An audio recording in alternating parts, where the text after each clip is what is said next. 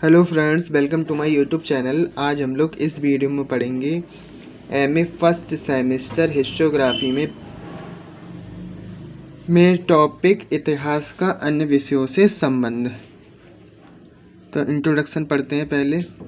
इतिहास के विस्तार क्षेत्र की व्यापकता के मद्देनज़र यह इतना विशद विषय है कि समस्त विषय इसमें समाहित हो जाते हैं। विद्वानों द्वारा इतिहास की व्यापकता को देखते हुए इसे समस्त विषयों के समवाय यानी कोरिलेशन हेतु केंद्र के रूप में माना जाता है। यानी इतिहास में हर किसी विषय का संबंध है, जैसे उसमें अर्थशास्त्र भी है, राजनीति शास्त्र भी है, संस्कृति भी है, भूगोल भी है, मानव शास्त्र भी है। सब हमें इतिहास में देखने को मिलता है। तो श्री जॉनसन महोदय के अनुसार इतिहास सभी अन्य सामाजिक विज्ञानों की पृष्ठभूमि अथवा संगम स्थल कहा है। आज मात्र इतिहास के अध्ययन द्वारा ही इतिहास को नहीं समझा जा सकता। इतिहास को सर्वांगीण रूप में समझने के लिए अन्य विषयों का भी अध्ययन करना होगा और उन विषयों से इतिहास का संबंध स्थापित करना होगा। प्रोफेसर घाटे ने इस संबंध में कहा है कि आज विभिन्न विषयों को पृथक संकुचित कटघरों विषयों में बंद करके नहीं पढ़ाया जाना चाहिए, अपितु उन्हें अन्य विषयों से संबंधित किया जाना चाहिए। आगे पढ़ेंगे। डॉक्टर ट्रेवेलियन महोदय ने इतिहास को सभी विषयों का निवास गृह बनाया है। इतिहास के फैलते हुए क्षितिज को देखते हुए आज इतिहासकार के लिए परम आवश्यक है कि वह अंतः अनुशासनात्मक उपागम द्वारा इतिहास की तह तक पहुँचें। इसके लिए एक समर्थ इतिहासकार को इतिहास से संबद्ध विषयों का कार्यकारी ज्ञान होना आवश्यक है। इतिहास से सह संबंधित विषयों में पुरातत्व, भूगोल, मानवशास्त्र, समाजशास्त्र, राजनीति शास्त्र, अर्थशास्त्र और मनोविज्ञान, दर्शन शास्त्र, भाषा विज्ञान, प्रकृति विज्ञान, अनुप्रयुक्त विज्ञान एवं साहित्य आदि प्रमुख हैं। ऐतिहासिक तथ्यों की व्याख्या में इन विषयों से समवाय उन्हें सहज, सरल एवं बोधगम्य बना देता है। अतः इतिहास का उपयुक्त संबद्ध विषयों से समवाय या कोरिलेशन कर विस्तार पूर्वक यहाँ वर्णन किया जाएगा। अब देखते हैं इतिहास का पुरातत्व विज्ञान से समवाय यानी सह संबंध। पुरातत्व इतिहास की सर्वश्रेष्ठ कसौटी है। जिस ऐतिहासिक तत्व को पुरातत्व का समर्थन प्राप्त नहीं है, उसकी नींव बालू पर टिकी होती है। समकालीन अर्थात प्रत्यक्षदर्शी सामग्री ही पुरातात्विक सामग्री कही जाती है। हमारा भाई इतिहास सच्चा है जो ऐसी सामग्री को आधार बना के लिखा गया है। यानी इतिहास लिखा गया है साक्ष्यों के आधार पर। साक्ष्य कौन से होते हैं? हमारे पुरातात्विक साक्ष्य होते हैं। पुरातात्विक साक्ष्य उस समय के होते हैं जिस समय का हम इतिहास लिखने जाते हैं। तो अगर पुरातात्विक साक्ष्य नहीं होंगे तो वो इतिहास कल्पना के आधार पर लिखा जाएगा, और जो कल्पना के आधार पर इतिहास लिखा जाएगा वो इतिहास नहीं होता। तो इसलिए कहा गया है कि बालू पर टिका होता है, यानी उसकी नींव मजबूत नहीं होती। यह पुरातात्विक सामग्री ऐतिहासिक काल की भी हो सकती है और प्रागैतिहासिक काल की भी। पुरातात्विक सामग्री के आधार के बिना पौराणिक गाथाओं को लेकर कल्पना के सहारे इतिहास नहीं लिखा जा सकता। इतिहास के यदि किसी विषय से निकट का संबंध है तो वह विषय पुरातत्व विज्ञान है। इतिहास लेखन मुख्यतः दो प्रकार के स्रोतों द्वारा किया जा सकता है, एक साहित्यिक स्रोत और दूसरे पुरातात्विक स्रोत। आगे पढ़ते हैं। इनमें ये पुरातात्विक स्रोतों के आधार पर लिखा गया इतिहास अधिक प्रामाणिक माना जाता है। जाहिर सी बात है, यदि हम पुरातात्विक स्रोतों के आधार पर लिखेंगे तो वो इतिहास अच्छा प्रामाणिक माना जाएगा। साहित्यिक स्रोतों के आधार पर भी जब हम साहित्यिक लेखन करते हैं तो साहित्यिक साक्ष्यों की पुष्टि पुरातात्विक साक्ष्यों द्वारा भी करने का प्रयास करते हैं। पुरातत्वविद राहुल सक्रात्यान के इतिहास में यथार्थवाद से एक जौ भी इधर उधर होने को क्षम्य नहीं मानते। पुरातात्विक सामग्री के महत्व को रेखांकित करते हुए वे लिखते हैं कि ऐतिहासिक यथार्थवाद की रक्षा तभी हो सकती है जबकि इतिहास उस सामग्री पर आधारित हो जो व्यक्ति या वर्णित व्यक्ति या समाज की समसामयिक हो। समसामयिक चीज़ें अधिकतर भंगुर होती हैं, इसलिए जितनी ही अधिक पुराने इतिहास में हम घुसते हैं उसकी सामग्री कम होती जाती है। चाहे वह सामग्री कितनी ही कम क्यों न हो, पर प्रत्यक्षदर्शी होने से सर्वोपरि साक्षी या प्रमाण वही हो सकती है। यही पुरातात्विक सामग्री इतिहास की सर्वश्रेष्ठ कसौटी होती है। यानी जो राहुल सक्रांतियान है वो कहते हैं अगर हम किसी समय का इतिहास लिख रहे हैं तो वहाँ की एक जौ भी अगर पुरातात्विक साक्ष्य है तो उस जौ को भी हम नगण्य नहीं मान सकते, क्योंकि वो उस समय की है, तो उससे भी हमें कुछ ना कुछ इतिहास के बारे में पता चलता है।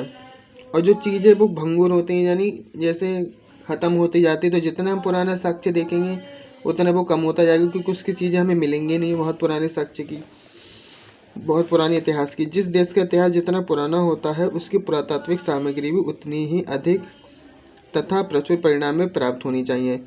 यानी हम इतिहास लिखेंगे तो जितना पुराना हम इतिहास लिखेंगे तो उस उतने पुराने इतिहास की हमें पुरातात्विक सामग्री अच्छे से प्राप्त होनी चाहिए, अच्छी मात्रा में।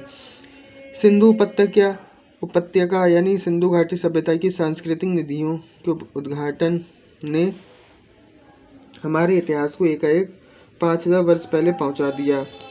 राहुल सक्रात्यान महोदय के अनुसार धरती के भीतर छुपी सामग्री किसी समय भी प्रकट होकर देश के इतिहास की सीमा को और पीछे ढकेल सकती है।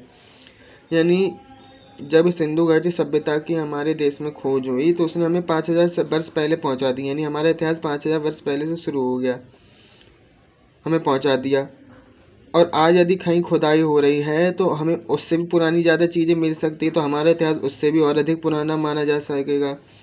राहुल सक्रात्यान महोदय के अनुसार धरती के भीतर छिपी सामग्री किसी भी समय भी प्रकट होकर देश के इतिहास की सीमा को और पीछे ढकेल सकती है। अतः इतिहास पर प्रकाश डालने वाली पुरातात्विक सामग्री के प्रति विशेषज्ञों को ही नहीं, साधारण शिक्षित जनता को भी जागरूक रहने की आवश्यकता है। तभी हम अपने इतिहास को प्रामाणिक रूप से गहरा और विशाल देख सकते हैं। यानी वो कह रहे हैं कि पुरातात्विक सामग्री विशेषज्ञों को नहीं, साधारण जनता को भी जागरूक होना चाहिए कि कौन सी चीज़ पुरातात्विक है, कौन सी चीज़ पुरानी है। तो हम लोग जब खुदाई वगैरह होती है तो कुछ जैसे हम लोग नष्ट कर देते हैं, हम छोड़ देते हैं, अरे ऐसी ईंटें हैं, ये कोई पुरानी नहीं है, ये है वो है, तो हमें उनको सहेज के रखना चाहिए। कोई भी चीज़ हो पुरातात्विक या पुराने ज़माने की। इतिहास लेखन में पुरातात्विक वस्तुएं काफ़ी महत्वपूर्ण भूमिका निभाती हैं। पुरातत्व वह विज्ञान है जिसके माध्यम से पृथ्वी के गर्भ में छिपी हुई सामग्री की खुदाई कर अतीत के लोगों के भौतिक जीवन का ज्ञान प्राप्त किया जा सकता है। इतिहास के निर्माण में एवं इतिहास की विलुप्त कड़ियों को जोड़ने में जहाँ साहित्यिक साक्ष्य मौन है, वह पुरातात्विक साक्ष्य हमारी मदद करते हैं। यानी कुछ समय के इतिहास को, जैसे पुराने ज़माने का हमें साहित्यिक साक्ष्य नहीं मिलते हैं, जहाँ जैसे कोई ग्रंथ नहीं मिलता है या कोई पुराण नहीं मिलते हैं, तो वहाँ पे हमें क्या मिलते हैं, पुरातात्विक साक्ष्य मिलते हैं। तो हम उनकी सहायता से उसका इतिहास देखते हैं। पुरातात्विक सामग्री के तहत मुख्य रूप से अभिलेख, मुद्राएं एवं स्मारक आदि आते हैं। किसी भी जाति की सभ्यता के इतिहास का ज्ञान प्राप्त करने में पुरातत्व एक प्रमुख साधन के रूप में हमारे सामने आता है, बशर्ते कि पुरातात्विक सामग्री की छानबीन बहुत सावधानी के साथ सम्यक समालोचना द्वारा वैज्ञानिक प्रविधि से की जावे। प्राचीन इतिहास के पुनर्निर्माण में सर्वप्रमुख पुरातात्विक साक्ष्य अभिलेख काफ़ी सहायक सिद्ध हुए हैं। ये अभिलेख पाषाण शिलाओं, स्तंभ, ताम्रपत्रों, प्रतिमाओं, मुद्राओं एवं दीवारों पर उत्कीर्ण मिलते हैं। सबसे प्राचीन अभिलेख 84 ईसा पूर्व मध्य एशिया के बोगा जोकुई से प्राप्त हुआ है, जिसमें वैदिक देवता मित्र, वरुण, इंद्र एवं नासत्य अश्वनी कुमार का उल्लेख मिलता है। इस अभिलेख से हमें ऋग्वेद की तिथि ज्ञात करने में मदद मिलती है। प्राचीन भारतीय इतिहास में अशोक के काल में हमें सर्वाधिक अभिलेख मिलते हैं। इतिहास लेखन में पुरातात्विक साक्ष्य का अभिलेख का महत्व इस तथ्य से समझा जा सकता है कि देवदत्त रामकृष्ण भंडारकर महोदय ने मात्र अभिलेखों के आधार पर ही अशोक का इतिहास लिखने का एक सफल प्रयास किया। आगे पढ़ेंगे। प्राचीन भारतीय इतिहास में हमें कई लेख एवं प्रशस्तियाँ मिलती हैं जो तत्युगीन इतिहास पर प्रकाश डालती हैं। इनमें कलिंगराज खारवेल का हाथी गुम्फा अभिलेख प्रमुख है। खारवेल के बारे में जानकारी प्राप्त करने का यही एकमात्र पुरातात्विक साक्ष्य है जिसमें उसके विभिन्न वर्षों में किए गए कार्यों का उल्लेख मिलता है। इसके अलावा रुद्रदामन का जूनागढ़ अभिलेख, समुद्रगुप्त का प्रयाग स्तंभ लेख, पुलकेशिन द्वितीय का ऐहोल अभिलेख इत्यादि कई अभिलेख प्राप्त होते हैं। आगे पढ़ेंगे। मुद्राएं भी इतिहास के पुनर्निर्माण और इतिहास की विलुप्त कड़ियों को जोड़ने में काफ़ी सहायक प्रतीत होती हैं।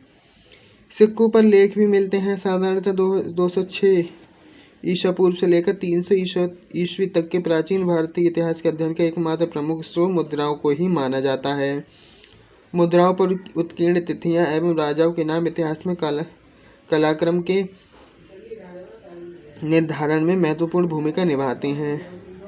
विभिन्न शासकों की आर्थिक स्थिति एवं साम्राज्य की सीमाओं का ज्ञान भी मुद्राओं के आधार पर लगाया जा सकता है। प्राचीन भारतीय गणतंत्रों में मालव, योधय एवं पांचाल के मित्रवंशी शासकों की हमारी जानकारी का एकमात्र साधन सिक्के ही हैं। सिक्के के द्वारा विभिन्न शासकों के धर्म, साहित्य एवं कला के प्रति लगाव का भी पता चलता है। एक मुद्रा पर समुद्रगुप्त बीड़ा बजाते हुए दिखाया गया है, जो उसके संगीत प्रेम का परिचायक है। आगे पढ़ेंगे। क्योंकि किताब की भाषा काफ़ी सरल है तो इसलिए मुझे ज़्यादा समझाने की ज़रूरत नहीं है, हमें किताब पढ़कर ही ज़्यादा सब कुछ समझ में आ रहा है। तो देखते हैं, पुरातात्विक स्मारकों में प्राचीन इमारतें, मंदिर, मूर्तियाँ, स्तूप, राजप्रसाद यानी महल आदि आते हैं। इनसे काल विशेष की कला शैली एवं वास्तु ज्ञान का पता चलता है। ये स्मारक तथ्ययुगीन सामाजिक, धार्मिक एवं आर्थिक स्थिति का भी बोध कराते हैं। खजुराहो, भुवनेश्वर एवं चालुक्य तथा चोलकालीन मंदिर प्राचीन भारतीय हिंदू वास्तु एवं स्थापत्य कला के उत्कृष्ट स्वरूप के परिचायक हैं।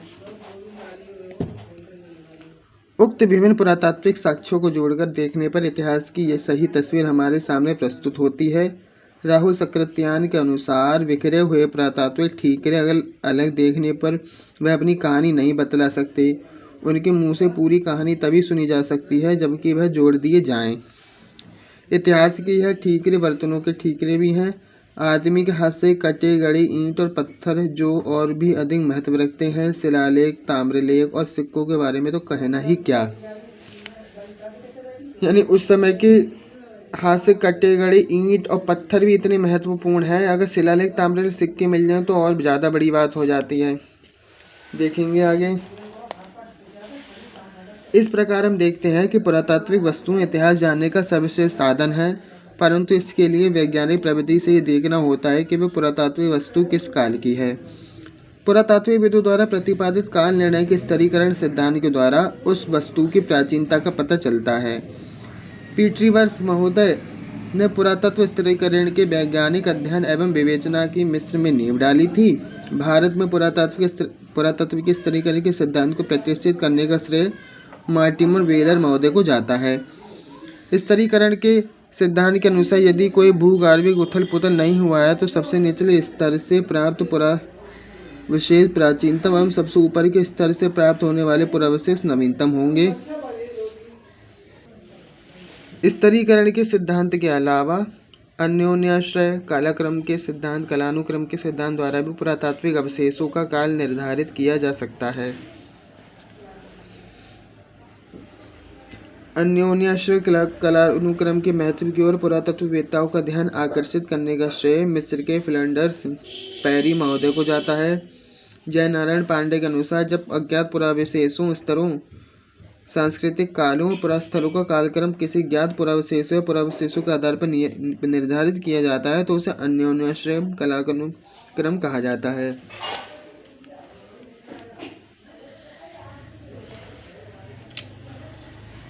यानी इसमें उन्होंने कहा है कि यदि हमें किसी समय का या हमें किसी पुराने समय का यदि हमें कोई अवशेष मिलता है, पुरावशेष, तो हम उस काल की दूसरी और कहीं से मिली हुई जैसे पुरातत्व सामग्री से जोड़ के देखते हैं तो हम उससे उसके समय का पता लगाते हैं कि ये उसकी जैसी दिख रही है तो ये इस समय की है। उन्होंने इसमें ये कहा गया है।